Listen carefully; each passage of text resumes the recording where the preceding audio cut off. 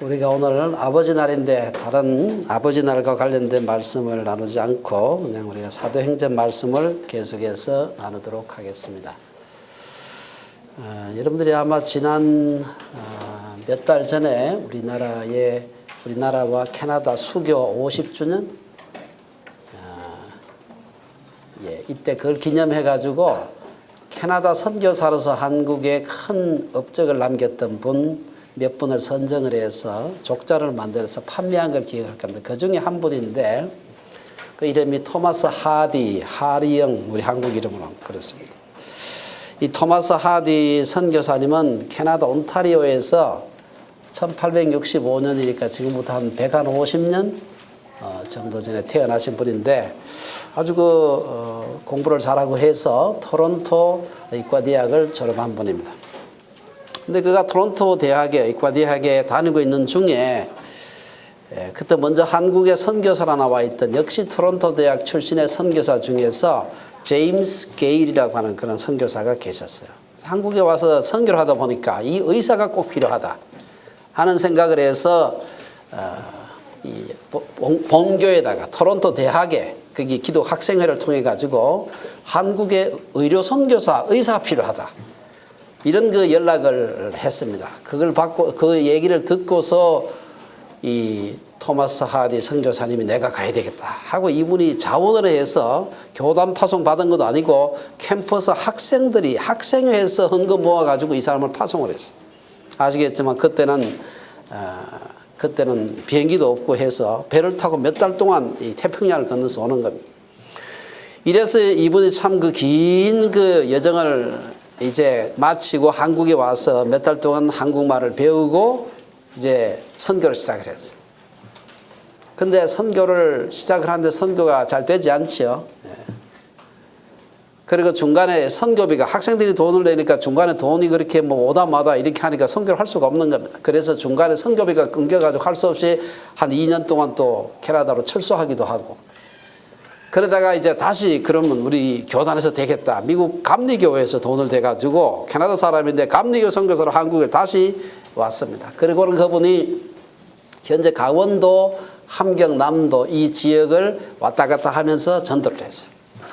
근데 아시겠지만 강원도나 이 함경, 남도는 굉장히 그 태백산맥 줄기 때문에 굉장히 험합니다. 사람도 많이 살지도 않지만 다니기도 힘들고 또 시골에 있는 사람일수록 고루하고 보수적입니다. 일반적으로 전도가 안 되는 겁니다. 그래가지고 그냥 천신만고 끝에 막 애를 쓰고 집회를 하고 해도 사람들이 몇 사람 오지도 않고 또 몇 사람 와서 예수를 믿어도 좀 있으면 또 엉뚱한 일을 하고 너무나 그 실망이 됐습니다. 그러다가 그때 그분이 선교 편지를 보낸 걸 보면은 이 원산지방 선교 보고를 하는데 선교 보고서에 보면 선교부에 보낸 편지가 있습니다. 지난 1년 동안 좀 나아진 면도 있기는 하지만 교인들의 영적 상태는 기대 이하입니다. 주의를 지키지 않은 이유로 징계를 받은 세례교인과 학습교인이 여럿 있습니다. 교인 하나는 하도 오만방자하게 굴어서 출교 처분했습니다. 또 한 명은 부도덕한 행위 때문에 무기한 교회 출석을 금지했습니다. 그 당시 20세기 초반 1903년에 보낸 편지입니다.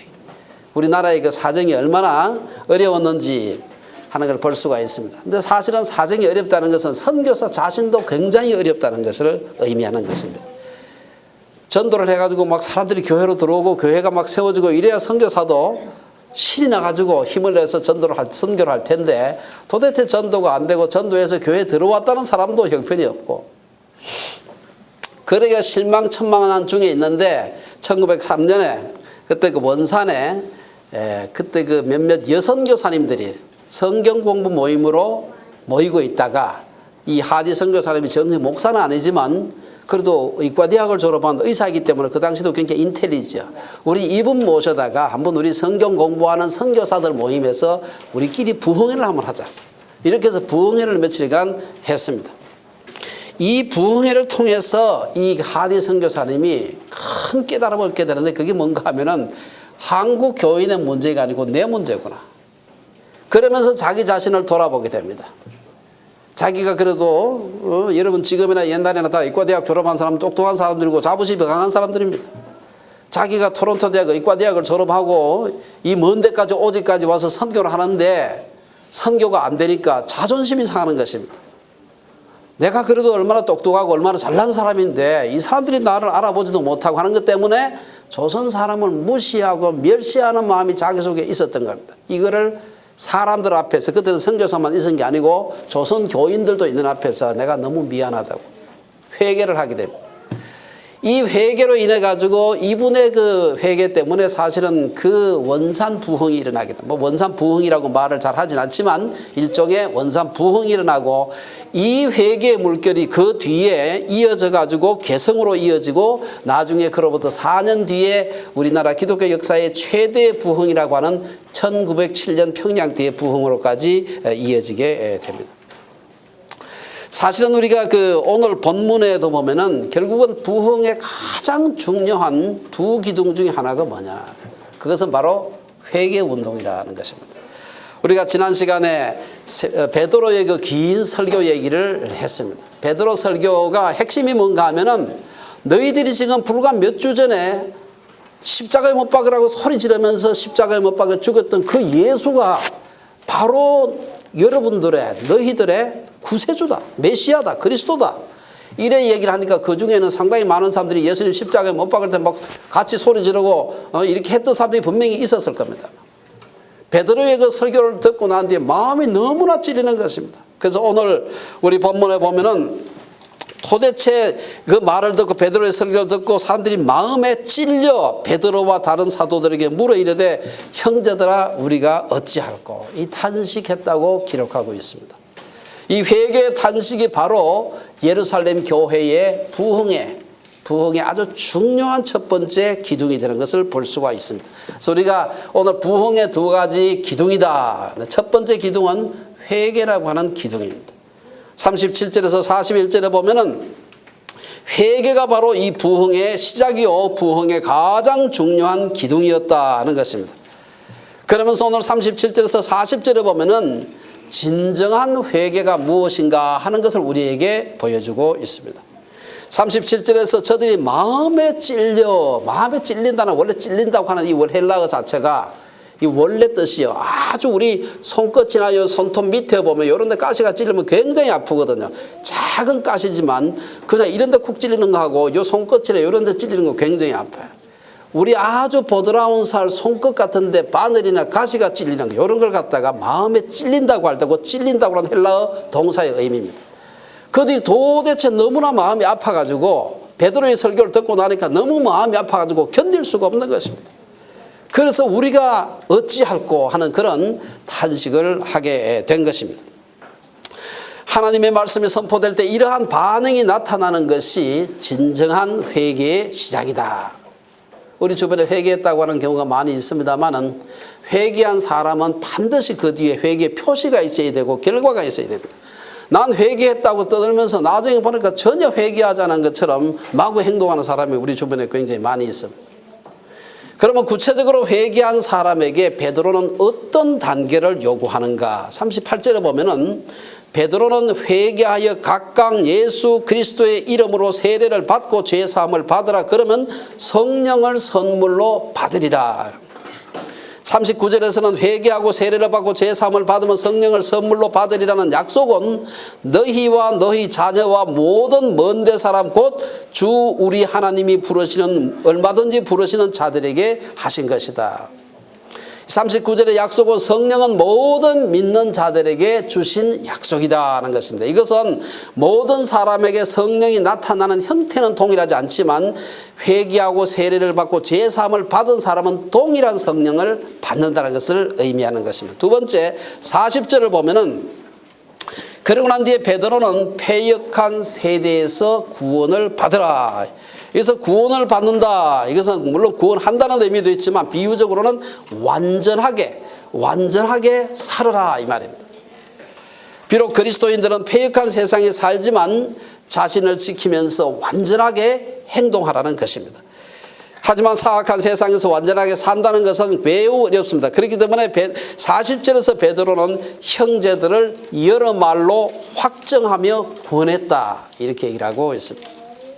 우리가 두 번째 생각해 볼 수 있는 것은 회개에 관해서 이 불건전한 신비주의에 대한 얘기입니다. 38절 39절에 그 얘기가 나오고 있습니다. 오늘 우리 한국 교회도 그렇고 북미주나 혹은 저 남아메리카 아프리카에서 신비주의 중에서도 불건전한 신비주의가 많이 횡행하고 있는 것을 볼 수가 있습니다. 여기서 보면 하나님의 말씀보다는 표적과 기사와 같은 체험을 더 중요시하는 것입니다. 이러한 생각으로 그들은 성령의 제3의 물결이라고 하는 은사주의 운동을 주장하고 있기도 합니다. 이들이 공통적으로 신봉하는 것은 구원 뒤에 오는 2차적 축복 체험으로서 성령 세례입니다. 성령 받은 것 말고 성령 세례가 또 있다라고 주장을 하는 것입니다. 이러한 신앙은 지금 우리가 가지고 있는 하나님의 말씀인 성경만으로는 부족하니까 뜨거운 뭔가가 더 있어야 된다. 그렇게 생각을 하는 것입니다. 직접적인 하나님의 체험, 흔히 말하는 소위 직통계시가 필요하다라고 주장합니다. 이러한 은사주의 또는 신비주의는 성경의 권위보다도 개인의 체험을 더 중요시한다는 점에서 위험합니다. 성경의 권위와 개인의 체험 사이의 긴장을 해소하는 노력들, 이것은 우리 교회에서 오래된 그러한 일입니다. 그 중에 찰스 파라라는 사람은 말씀으로 번역되는 헬라어 단어가 두 가지가 있는 것에 이 초점을 맞추게 됩니다. 이걸 보게 됩니다. 하나는 로고스라는 말로 번역되는 데도 있고 또 어떤 데는 레마라는 말로 번역되는 데도 있는데 이것을 갖다가 뜻을 다르게 해석합니다. 로고스라고 하는 것은 개인적인 그런 역사적인 하나님의 말씀이고 이것이 개인에게 다가왔을 때는 레마가 된다. 주관적이고 개인에게 적용할 수 있는 체험적인 하나님의 말씀의 경험이 된다. 그렇게 주장을 하게 됩니다. 그리고 로고스는 언제나 인간에게 임하는 하나님의 말씀이 되는 것이 아니라 로고스가 인간에게 다가와서 레마가 될 때만이 그것이 하나님의 말씀이 된다. 이것은요, 여러분 아마 그 얘기 많이 들었을 겁니다. 아마. 근데 사실은 이게 따져보면 굉장히 위험스러운 요소가 그 속에 들어있습니다. 파라의 주장은 신정통주의 신학자들이 성경은 인간에게 말씀으로 다가올 경우에만 하나님의 말씀이 된다고 하는 아주 그 위험스러운 해석이 될 수가 있습니다. 그래서 이것도 사실은 바람직하지가 않습니다. 은사주의자들의 주장은 자기를 사로잡는 것, 내게 감동적으로 다가오는 것은 무엇이든지 진리라고 믿는 소위 실존주의 진리관하고 굉장히 흡사합니다. 인간 외적인 최종적 권위를 인정하지 않는 인본주의자들의 주장과도 흡사합니다. 은사주의 주장은 내적인 평안, 기쁨, 행복, 황홀경 등의 체험을 추구하는 어떤 의미에서 이교도주의하고도 좀 비슷합니다. 유진 피터슨 목사님에 따르면 체험적인 신앙은 가나안 족속의 종교인 바알 숭배의 핵심이다. 바알 신앙은 심리학적 적절성과 주관적 체험을 강조한다라고 지적하고 있습니다. 세 번째 이 성령을 우리에게 주신 것은 약속된 것이라는 사실입니다.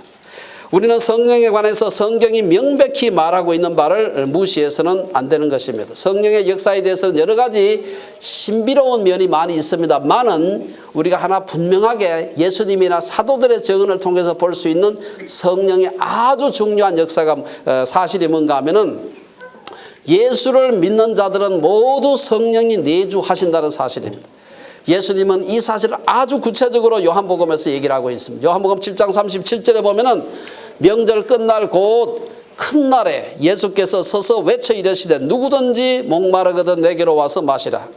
나를 믿는 자는 성경의 이름과 같이 그 배에서 생수의 강이 흘러나오리라 하시니 이는 그를 믿는 자들이 받을 성령을 가리켜 말씀하신 것이라. 여기 보면은 나를 믿는 자는 성경의 이름과 같이 그 배에서 생수의 강이 흘러나오리라. 그 뒤에 관로를 해놔놓고 예수께서 아직 영광을 받지 아니하셨으므로 성령이 아직 그들에게 계시지 아니하시더라. 생수의 강, 이것은 명확하게 성령을 가르치고 있는 말입니다. 또한 예수님은 마치 육신의 아버지가 좋은 것을 자식에게 주는 것처럼 하늘 아버지께서도 성령을 구하는 자들에게 성령을 주신다 그랬습니다. 누가복음 11장에 보면은 너희가 악할지라도 좋은 것을 자식에게 줄 줄 알거나 하물며 너희 하늘 아버지께서 구하는 자에게 성령을 주시지 않겠느냐. 우리가 성령을 주십시오 기도했는데 하나님께서 안 주겠느냐 이 말이에요. 예수 믿을 때 다 성령을 구하는데 그러면 성령을 우리에게 주어진 것이라는 확신이 필요하다는 것입니다. 이외에도 성경은 몇 가지 표현을 다르게 하기는 했지만 예수를 믿은 후에 특별한 영적 단계로서 별도의 성령 세례가 존재하는 것을 지지하지 않습니다. 다만 우리 속에 내주하시는 성령께서 얼마나 우리를 통해서 강하게 드러날 수 있도록 우리 자신을 갖다가 성령께 내어드리는가 하는 것은 우리의 몫이지만 또 다른 영적인 단계가 있다고 하는 것은 성경적이 아닙니다. 성령을 주시는 일은 순전히 하나님께 달렸지만 그 성령이 풍성하게 우리 가운데 내주하며 드러나게 하는 것은 신자들의 책임이라. 네 번째, 이 회개의 결과에 대해서 41절에 얘기를 하고 있습니다. 41절에 보면은 그 말을 들은 사람들은 세례를 받음에 그날의 신도의 수가 3,000이나 더하더라. 베드로의 설교를 듣고 회개하고 세례를 받으며 제사함 받은 결과는 바로 이 부흥이었습니다. 베드로가 설교하던 날 예루살렘 교회는 3,000명이나 신도들의 수가 되었습니다. 부흥은 회개에서 시작된다. 아까 제가 토마스 하디 선교사님의 예를 들었습니다만은 우리 기독교 역사에서 부흥의 역사와 더불어서 반드시 빠지지 않았던 것이 바로 이 회개입니다. 18세기 1734년 35년에 일어난 미국의 제1차 대각성 운동이나 그로부터 수년 뒤에 일어나던 제2차 각성 운동도 회개로부터 시작된 것입니다. 1904년에 200만 명을 주님께 돌아오게 했던 그 유명한 영국 웨일즈 대부흥 운동도 결국은 회개로부터 시작된 것을 볼 수가 있습니다. 아까 제가 잠깐 언급했습니다만 평양 대부흥 운동은 1907년 1월 2일부터 25일까지 평양 장대현 교회에서 일어난 동계 남자 부흥 사경의 기간 동안 일어났습니다. 그런데 여자들은 참석하지 않고 남자들만 모였어요. 이 사경회를 시작했는데 2일부터 15일이니까 사실 상당히 길죠. 거의 2주간 동안 꼬박 사경회를 하는데 열흘이 지났지만 아무런 일도 일어나지 않았습니다. 부흥하게 해달라고. 불과 4년 전에 원산에서 개성을 거쳐서 일어났던 그 부흥을 평양에서도 일어나게 해달라고 기도했는데 아무런 부흥이 일어나지 않는 것입니다. 그런데 사경회를 마치기 바로 전날인 이 14일 오후 7시, 15일 이제 부흥회를 마치는 것입니다. 14일 오후 7시 한국인 최초의 장로교 목사 안수를 바로 앞두고 있었던 그 당시 장로였습니다. 길선주 장로는 평안도 전역에서 몰려온 신자 1,500여 명 앞에 서가지고 회개를 하게 됩니다. 그 남자가 그 당시 지금도 그렇습니다만 사람들 많은 앞에서 남자가 찔찔 울면서 회개한다. 이게 사실은 그 자존심 상하는 일이지. 근데 그 많은 사람들 앞에서 가지고 이 길선주 장로가 서서 이렇게 자기를 고백합니다. 나는 아간과 같은 자입니다. 나 때문에 하나님께서 복을 주실 수가 없습니다. 약 1년 전에 친구가 임종시에 나를 자신의 집에 불러서 말하기를 길장로 나는 이제 곧 세상을 떠날 것 같소. 내 안에는 그만한 능력이 없으니 자네가 내 재산을 정리해 주면 좋겠소. 난 그 부인의 재산을 관리하던 중 욕심에 겨워 부인의 돈 $100를 사취했습니다. 나는 하나님의 일을 방해했습니다. 내일 아침에는 그 돈을 미망인에게 돌려드리겠습니다. 그의 메시지를 들은 많은 동료 장로들은 그때 길선주의 얼굴은 거룩함으로 불타오르고 있었고 그의 얼굴은 길선주가 아니라 예수였다. 그렇게 고백을 하고 있습니다. 길장로가 보여준 통안의 회개는 그 자리에 있던 신자들과 외국인 선교사 모두를 울리게 만들었습니다. 이때부터 집회는 끝나지 않고 새벽 2시가 지나도록 600명의 선교사와 교인들이 앞을 다투어서 자신의 죄를 회개하는 통성 기도를 드렸습니다. 선교사들은 자신의 교만과 편견을 회개했고 교인들은 선교사를 미워하고 질시했던 것을 뉘우쳤습니다. 남자들은 아내를 구타하고 도박한 죄, 도적질한 죄, 간음한 죄 등을 감추지 않고 회개하기 시작했습니다. 그 회개가 일어난다는 얘기를 듣고 형사들이 현행범 잡으려고 와서 뒤에서 많은 죄인을 실제로 잡아갔다고 그럽니다. 그러니까 자기가 잘못했다고 그러니까 도둑질했다고 그러니까 무서운 얘기죠 사실. 사경회가 끝나자 성도들은 훔친 물건을 들고 주인에게로 찾아갔고 자신의 죄로 고통을 당했던 사람들을 찾아다니며 사과하고 변상하기 시작했습니다. 회개는 또 다른 회개를 낳았는데 이는 평양 대부흥운동의 시발점이 되었습니다. 이 부흥운동이 일어나고 난 뒤로부터 5년 동안 한국의 교인 숫자가 5배로 늘었다 그럽니다. 이게 우리 한국교회의 가장 위대한 부흥운동이었던 그 유명한 1907년 평양 대부흥운동입니다. 평양 대부흥은 곧바로 사회적인 영향으로 나타났습니다. 대부흥에 이어서 교육열, 금년, 금주, 우상 숭배 퇴치, 여권 신장, 기독교 학교 설립 추진, 윤리의식 정진, 세계관 정립에 이르기까지 놀라운 변화들이 일어나게 되었습니다. 개인의 각성이 사회적 각성으로 이어진 것입니다. 역사적으로 일어난 많은 부흥운동의 공통점은 회개, 개인의 회개에서 출발해서 교회의 부흥으로 이어지고 그것이 곧 사회의 부흥으로, 나라의 부흥으로 이어진 것을 볼 수가 있습니다. 자, 첫 번째 부흥의 기둥은 회개라고 하는 것이, 이 회개가 없이는 부흥이 일어날 수 없고, 두 번째 회개 아주 중요한 또 다른 기둥이 있는데 그것은 바로 삶의 모범입니다. 회개는 부흥을 일으키게 하고 삶의 모범은 부흥을 지속시킵니다. 오늘 42절에서 47절에 보면 그 얘기를 잘 얘기하고 있습니다. 오순절날 베드로의 설교를 통해 수많은 사람들이 교회에 들어오는 부흥이 시작되었습니다. 하지만 이러한 부흥은 두 번째 부흥의 기둥이 없었더라면 지속될 수가 없었습니다. 그 두 번째 요건은 바로 성도들의 모범적인 삶이었습니다. 그러면 구체적으로 성도들의 삶에서 변화된 점이 무엇일까? 42절, 그 다음에 44절, 47절에 보면 그 얘기가 나오고 있는데 여기 몇 가지 중요한 요소, 성도들의 삶에서 나타난 중요한 요소가 있습니다. 이것은 사실은 그 예루살렘 초대교회만의 그 모습이 아니고 오늘 우리들에게도 마땅히 나타나야 되는 것. 첫째는 사도들의 가르침이었습니다. 42절 상반절에 보면은 그들이 사도의 가르침을 받아. 여러분 이때가 언제입니까? AD 한 30년, 35년 전후 때입니다. 성경이 아직도 확정되기 전입니다. 그렇기 때문에 이때는 신약 성경이 완성되지 않았기 때문에 사도들의 가르침은 아마 구약과 구약에 나타난 메시아 약속, 그리고 그 약속이 바로 예수 그리스도 안에서 이루어졌다는 사실, 그리고 그 불과 몇 주 전에 십자가에 못 박았던 예수님 그 사건, 그리고 그분이 죽었다가 사흘 만에 부활하신 거, 그리고 승천하신 거, 이 사실들을 중심으로 아마 사도들이 가르쳤을 것입니다. 이것은 오늘날로 말하면은, 저는 이것을 오늘날로 말하면 강해 설교라고 생각을 합니다. 하나님의 말씀을 바르게 가르치는 것입니다. 오늘날 교회가 상업화되면서 성도들도 자기 귀에 듣기 좋은 설교들만을 찾아다니게 됩니다. 인터넷에 쎄 발린 게 설교하면서 하죠. 누가 말 더 잘하나 이렇게 뭐 이거 듣고 저거 듣고 귀가 가렵지요. 강해 설교를 저희가 핵심 가치로, 우리 주빌리 핵심 가치로 채택하고 있는 것은 우리가 이 점에 있어서는 다시 초대교회로 돌아가는 게 필요하다. 우리가 왜 그냥 성경을 그냥 이대로 그냥 갑니까? 어떤 데는 설교하기 좋은 데도 있고 어떤 데는 설교하기 힘든 데도 있습니다. 그러나 말씀을 같이 보는 게 필요하다. 재미가 없더라도 들어야 되고 재미가 있어도 들어야 되는 것이 필요하기 때문에 저는 말씀대로 말씀을 전하지 않는 사람은요 안 된다. 강대상에서 끌어내려야 된다고 생각합니다. 좀 지루하더라도 말씀이 가는 곳까지 가고 말씀이 서는 곳에서 서겠다고 하는 결단은 설교자들에만 필요한 결단이 아니에요. 이게 성도들이 필요한 결단입니다. 두 번째, 이 변화된 성도들의 삶의 모습은 성도들 간의 교제였습니다. 42절 중반절에 보면 서로 교제하고 떡을 떼며, 46절 하반절에도 보면은 집에서 떡을 떼며 기쁨과 순전한 마음으로 음식을 먹고, 당시에 그 많은 사람이 교회에 들어왔지만 아직도 유대교 사람들에 비해서 예수 믿는 사람들은 아주 조금밖에 되지 않았습니다. 마치 유대교라는 대해에 떠 있는 작은 섬과 같았습니다. 이 사람들이 함께 모여서 아주 가깝게 교제하면서 그 부흥의 불씨를 계속해서 이어간 것을 볼 수가 있습니다.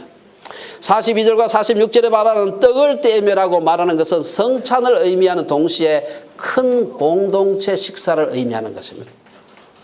고린도전서 11장에 보면 이것이 좀 더 분명하게 나타나 있습니다. 고린도전서 11장에 보면은 그런즉 너희가 함께 모여서 주의 만찬을 먹을 수 없으니 이는 먹을 때에 각각 자기의 만찬을 먼저 갖다 먹음으로 어떤 사람은 시장하고 어떤 사람은 취함이라. 이게 여러분 오늘날 우리 성찬식 느낌이 아니잖아요. 이거 모여가지고 같이 식사하는 것입니다. 이것을 가리켜서 사실 성만찬 이렇게 얘기를 하고 있습니다. 이어지는 고린도전서 11장 23절에서도 보면 그 얘기가 나옵니다. 그게 우리가 흔히 성찬식 때 사용하는 성경 말씀인데, 내가 너희에게 전한 것은 주께 받은 것이니 곧 주 예수께서 잡히시던 밤에 떡을 같이사 축사하시고 등등등등. 그리고 이어지는 34절 35절에 보면은 그 얘기가 우리 흔히 말하는 성찬식, 작은 거에 나누는 그 성찬식 말고 함께 공동체 식사를 하는 것으로 이어지는 걸 볼 수가 있습니다. 34절, 33, 34절 그 바로 이어지는 말씀에 보면은 그런즉 내 형제들아 먹으러 모일 때에 서로 기다리라. 만일 누구든지 시장하거든 집에서 먹을지니 이는 너희의 모임이 판단받는 모임이 되지 않게 하려 함이라.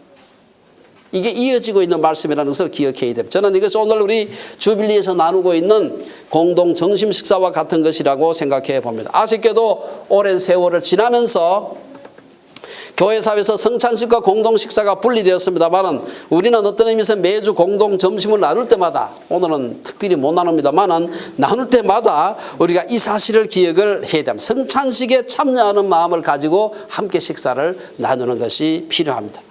사람마다 다를 수는 있지만 성찬식의 핵심은 주님의 죽음과 부활을 기억하는 것입니다. 그래서 우리가 사실 식사할 때 우리가 이 생각을 하면서 함께 식사하는 것이 필요합니다. 세 번째로 변화된 성도들의 삶은 기도하기를 힘썼다. 42절 하반절에 보면은 오로지 기도하기를 힘쓰니라.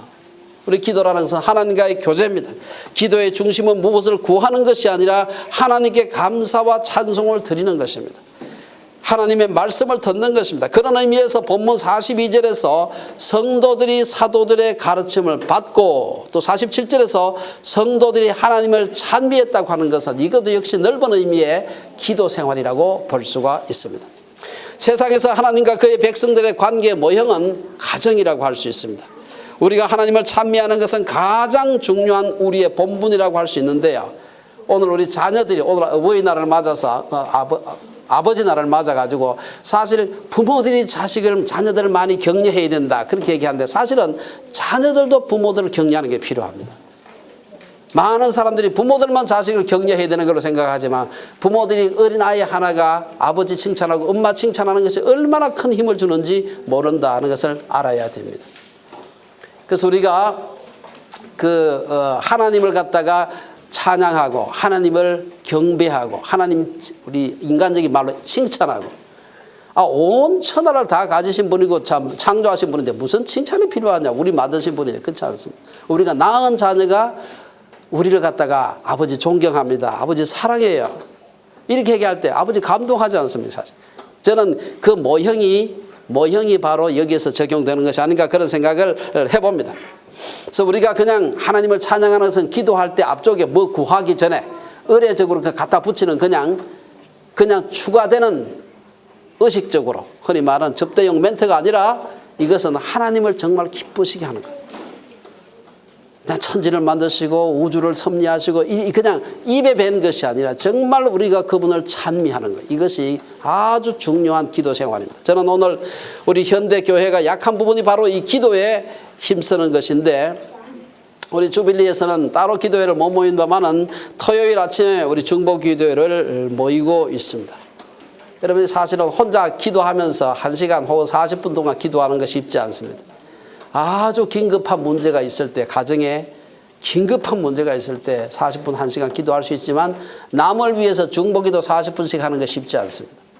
저는 그런 의미에서 우리 함께 모여서 여럿이 함께 중보기도를 하니까 40분이 언제 지나가는지 몰라서 휘딱 지나가 버립니다. 40분 동안 사실은 기도를 한참 남을 위해서 기도하다 보면은 이 길게 느껴지지 않아서 그냥 빠르게 지나가는 것을 볼 수가 있습니다. 저는 그래서 혼자 오래 기도하기 힘들면은 그렇게 한다나 모여가지고 같이 기도하는 것이 필요합니다. 네 번째로 성도들의 그 삶의 변화된 삶은 유무상통의 삶을 살았다. 이 사람들끼리 나누면서 살았다는 것입니다. 44절 45절에 보면은 믿는 사람이 다 함께 있어 모든 물건을 서로 통용하고 또 재산과 소유를 팔아 각 사람의 필요를 따라 나누어주며 사실은 성도들이 물건을 나누어 쓰고 교회를 물질적으로 교회를 부자 만들기 위해서 자기 재산을 판 게 아니라 가난한 사람들을 돕기 위해서 자기 재산을 팔았다는 것을 기억을 해야 됩니다.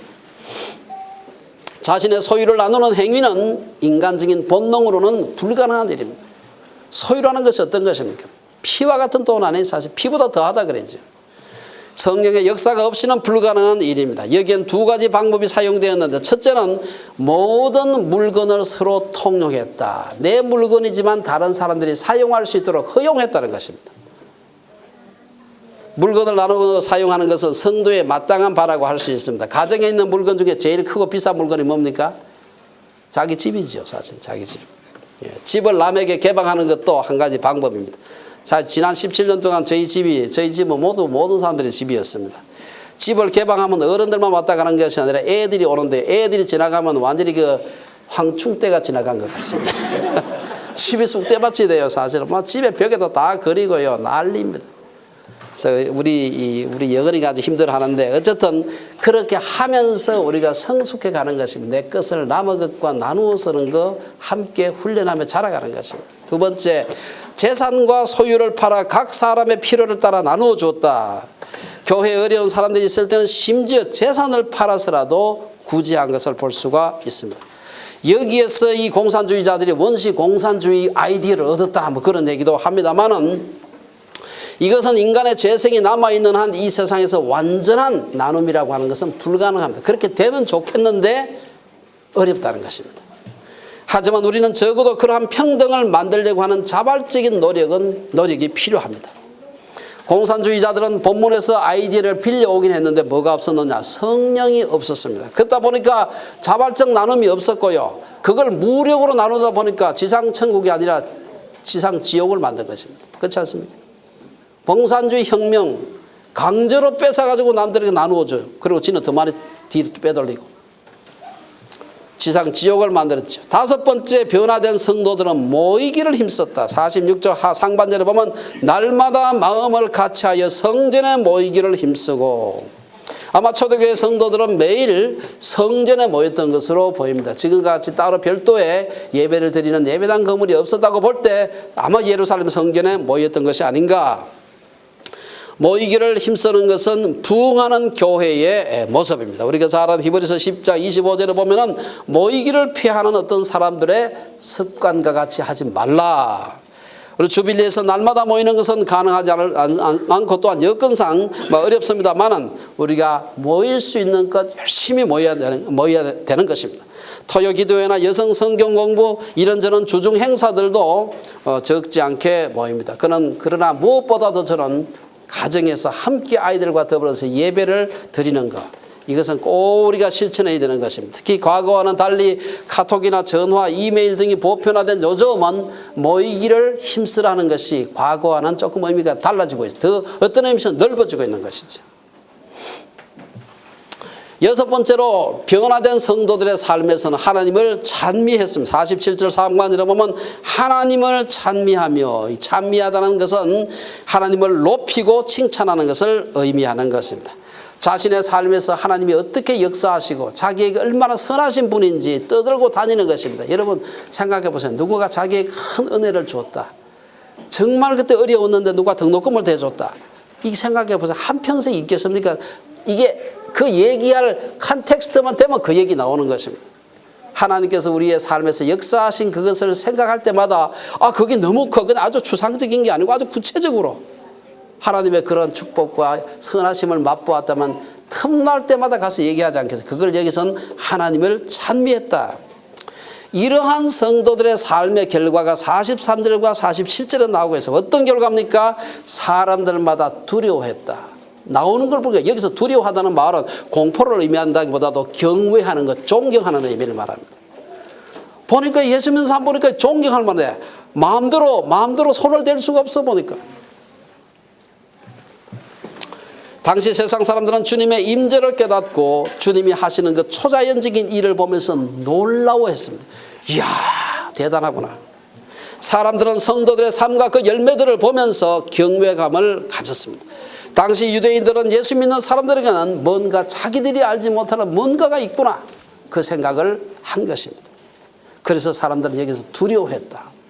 두 번째, 기사와 표적이 많이 나타났다 그래서 43절에 보면 사도들로 말미암아 기사와 표적이 많이 나타나니, 기사와 표적은 우리의 하는 모든 그 일들 행하는 것뿐만 아니라 전하는 말씀이 하나님께로부터 보냄을 받았다는 것을 증거하는 것입니다. 불신자들은 성도들의 삶과 사도들의 가르침, 사도들을 통해서 나타나는 많은 기사와 이적, 표적을 보면서 두려움과 경외감을 가졌을 것입니다. 오순절 사건은 다른 방법으로는 설명할 수가 없는 것입니다. 마지막으로 세 번째는 온 백성들에게 칭송을 받았다. 이게 사실 제일 오늘 우리가 부르고해야 될 그러한 초대교회 성도들의 모습입니다. 47절 중반절에 보면 예루살렘 교회 성도들이 온 백성에게, 교회 내에서만 칭찬받은 게 아니에요. 온 백성에게 칭송을 받으니, 여기서 칭송한다는 것은 기뻐하고 즐거워하는 것을 의미하는 동사에서 출발한 것입니다. 신자들의 모습을 보니, 살아가는 게 보니 기쁨과 즐거움이 넘치고 매력적이었다. 경건은 우울이 아닙니다. 그냥 우거지장 팍 하고서는 이게 경건이 아니고, 사는 것 보니까 나도 저렇게 좀 살고 싶구나, 그 생각이 드는 매력적이었다는 것입니다. 불신자들은 두려움과 경외감을 가지면서도 백성들을 칭송했습니다. 이런 성도들이 우리도 되어야 되지 않을까. 백성들로부터 온갖 비난과 조롱을 당하고 있는 오늘 우리 한국교회 모습과는 너무나 대조적입니다.